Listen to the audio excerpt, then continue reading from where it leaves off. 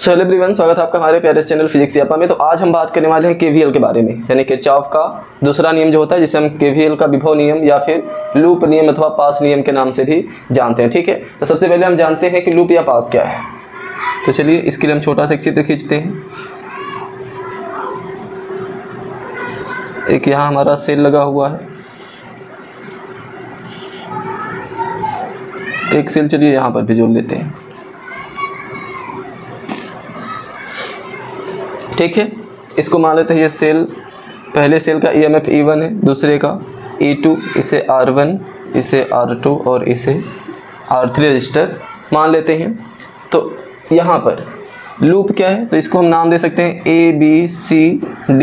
तो यहाँ पर जो ABCDE, सॉरी E नहीं है इसमें, ABCD फिर से A, यानी हमने ABCD और फिर से A पर आ गए, यानी कि नाम जहाँ से हम लिखना शुरू करेंगे फिर वहीं तक जाएंगे। ये दर्शाएगा किसको, लूप को या फिर पास को। तो अगर आप लोग समझ गए तो समझने में ये है कि किसी भी बंद विद्युत परिपथ को हम क्या कहते हैं, लूप या पास कहते हैं। यहाँ पर केवल विद्युत और परिपथ की बात नहीं कर सकते हैं कोई भी ऐसी संरचना जो कि एक बंद आकृति का निर्माण करती हो और वो 2D में हो, यानी कि किसी ऐसी बंद आकृति को जो कि 2D में हो, उसे हम लूप या पास कह सकते हैं। ठीक है, तो हमारा जो आकृति ABCDA है वो हमारा क्या है, एक लूप है। इसको हम लूप 1 मान सकते हैं, कह सकते हैं। ठीक है, अब ध्यान से देखिए, अब हम आते हैं कि आखिर केवीएल होता क्या है। जो किरचॉफ ने नियम दिया है वो नियम क्या बताया इन्होंने, तो इन्होंने बताया कि किसी बंद विद्युत लूप के सभी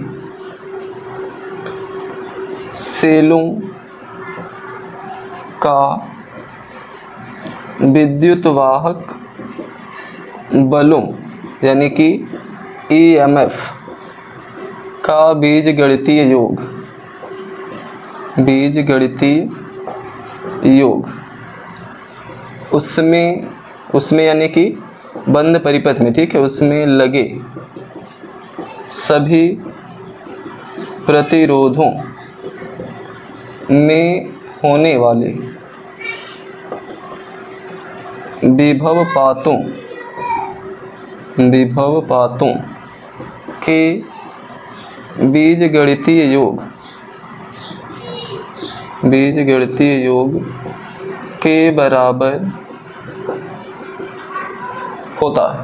ठीक है, तो ये कथन है। अभी मैं समझा रहा हूँ आपको कि आखिर इसका मतलब क्या है, इसको और अच्छी तरीके से आप कैसे समझ सकते हैं, इस पर सवाल कैसे लगाएंगे। ठीक है, तो देखिए एक बार पढ़ते हैं इसको कि किसी बंद विद्युत लूप के, लूप या पास कहते हैं, तो ये हमारा बंद परिपथ लूप या पास है, के सभी सेलों का विद्युत वाहक बल, इसमें कितने सेल लगे हैं, 2, तो इन दोनों सेलों के विद्युत वाहक बलों का बीजगणितीय योग का मतलब होता है प्लस या माइनस चिन्ह के साथ जोड़ना। ठीक है, तथा यहाँ पर तथा लिखना है, उसमें लगे, किसमें, इस लूप में लगे सभी प्रतिरोधों, कितने प्रतिरोध हैं, R1 R2 R3, 3 प्रतिरोध हैं। तो सभी प्रतिरोधों में होने वाले विभव पातों का मतलब क्या होता है, I इंटू R का मल्टीप्लाई को हम क्या कहते हैं, विभव पात कहते हैं। यानी किसी परिपथ में जो रजिस्टर लगा है, उस रजिस्टर और उसमें कितनी धारा बरी है, उसकी गुणनफल को हम क्या कहते हैं, उसमें होने वाला विभव पात कहते हैं। ठीक है, ये आप जानते हैं। तो सभी प्रतिरोधों में होने वाले विभव पातों के बीजगणितीय योग के बराबर होता है। तो ये कहा था किसने, केवीएल ने, यानी किरचॉफ के दूसरे नियम के अनुसार केवीएल ने ये बताया था। अब हम देखते हैं कि आखिर इसको गणितीय रूप में कैसे लिखें। तो इसका जो गणितीय रूप होता है, summation of E is equal to summation of I into R, जहाँ E क्या है, सेलों के विद्युत वाहक बल का बीजगणितीय योग दर्शा रहा है, समेशन का मतलब योग होता है, और IR क्या है, तो I इंटू R क्या है, विभव पातों का बीजगणितीय योग दर्शा रहा है। ठीक, तो ये एक छोटा सा हमारा इक्वेशन बन जाता है, और इसी को हम लिख सकते हैं E1 plus E2 plus E3 plus ऐसे डॉट जितने भी होंगे EN is equal to I1 R1 plus I2 R2 plus I3 R3 plus dot ऐसे IN RN। तो इसका ये विस्तृत रूप है, यानी कि हमने जो समेशन के रूप में लिखा उसको हम इस फॉर्म में भी लिख सकते हैं। ठीक, हिंदी में और चाहे इसको लिखना तो लिख सकते हैं कि सभी विभव स्रोतों के विभवों का बीजगणितीय योग बराबर सभी प्रतिरोधों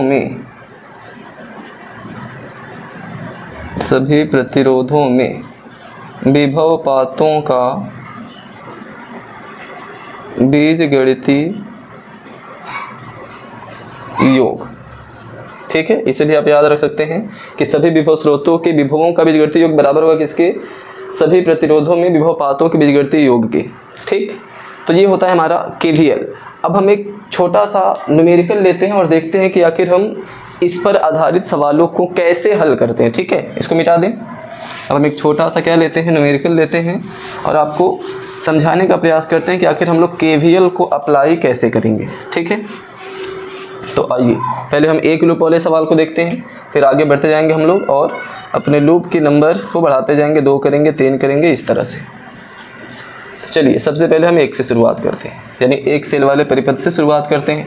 मान लेते हैं इस सेल का जो वोल्टता है वो कितना है, EMF है 5 वोल्ट है, और इसमें जो प्रतिरोध R1 है इसका मान है 2 ओम, और जो प्रतिरोध R2 है इसका मान कितना है, 3 ओम। ठीक है, ये R2 हो गया, ये क्या है, एक ही E है, तो E1 E2 मानने की ज़रूरत नहीं है। अब देखिए कैसे लगाते हैं KVL को। तो सबसे पहले हमको पता है कि इसमें जो करंट निकलेगा, हमेशा करंट जो होता है सेल के धनात्मक सिरे से बाहर निकलता है, और बड़ा वाला जो होता है वो धनात्मक सिरे को दर्शाता है और छोटा वाला ऋणात्मक सिरे को। तो ये हो गया करंट के निकलने का डायरेक्शन। मान लेते हैं कि इस तार में कितना करंट बह रहा है, I। अब एक ही तार है तो करंट कहीं बटेगा तो है नहीं, यानी ये सभी क्या है, सेम सीरीज में जुड़े हुए हैं, श्रेणी क्रम में है, तो सब में जो धारा है समान बहेगी, यानी इसमें भी I आएगी, इसमें भी क्या होगी, I ही आएगी, यहाँ पर भी I। ठीक, तो अब इतना करने के बाद आप लोगों को इसमें एक डायरेक्शन बनाना है, चाहे तो आप घड़ी की दिशा में यानी क्लॉकवाइज ऐसे बना लें, या आपकी इच्छा हो तो आप एंटी क्लॉकवाइज यानी घड़ी के विपरीत दिशा में ऐसे बना लें। कोई भी एक डायरेक्शन आपको अपने से बना लेना है। ठीक है, तो चलिए हम भी कोई डायरेक्शन ले लेते हैं, घड़ी की दिशा ले लेते हैं। अब आगे समझिए क्या करते हैं। तो हमने पढ़ा है KVL में हमने पढ़ा कि summation of E is equal to होता है किसके, summation of I into R के।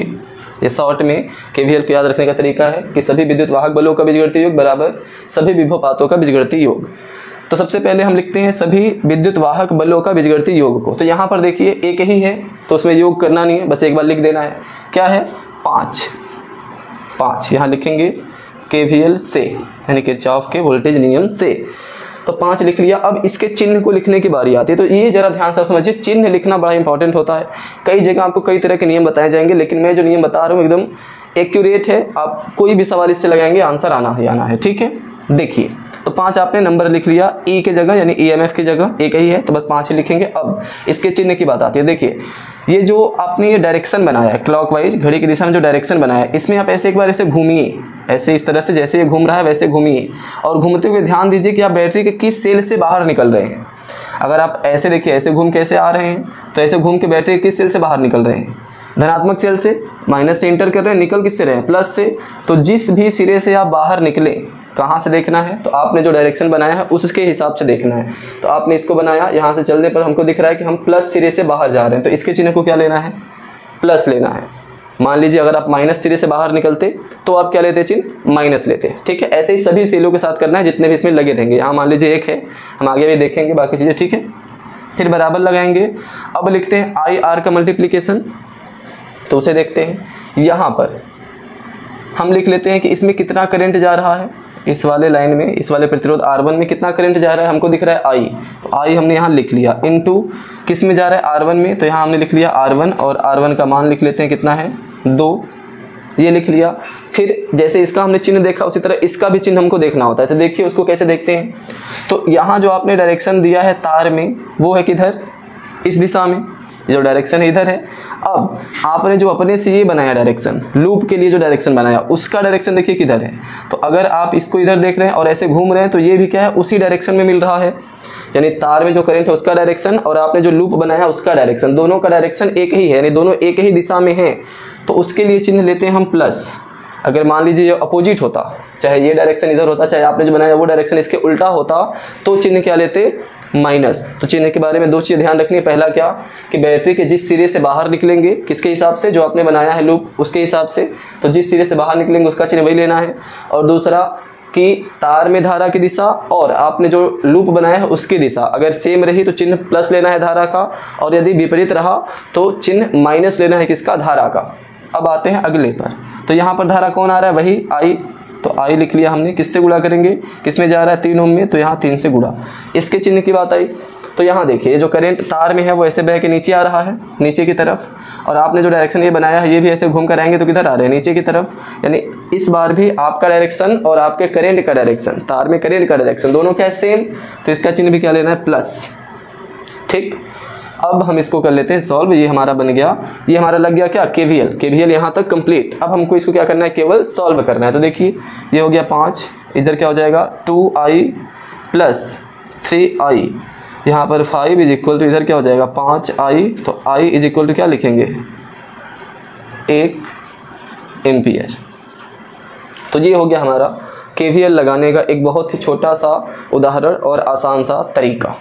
आई होप आपको चीज़ समझ में आ गई होंगी, और बाकी के न्यूमेरिकल को अपनी अगली वीडियो में देख लेंगे। ठीक है, आज की क्लास को हम यहीं पर करते हैं एंड, ताकि आप लोग को ज़्यादा लेंदी न लगे चीज़ें और आसानी से आप लोग समझ सकें और चीज़ों को पढ़ सकें। ठीक है, तो आशा करता हूँ आपको चीज़ समझ में आ गई होंगी। अगर आपको चीज़ समझ में आ गई, वीडियो पसंद आए तो वीडियो को लाइक करके चैनल को सब्सक्राइब कर लें, ताकि और भी ऐसे ही मज़ेदार चीज़ों को हम पढ़ सकें और आपके नॉलेज को ज़्यादा से ज़्यादा इंक्रीज कर पाएँ। ठीक है, तो चलिए आज के लिए इतना ही। Thank you so much.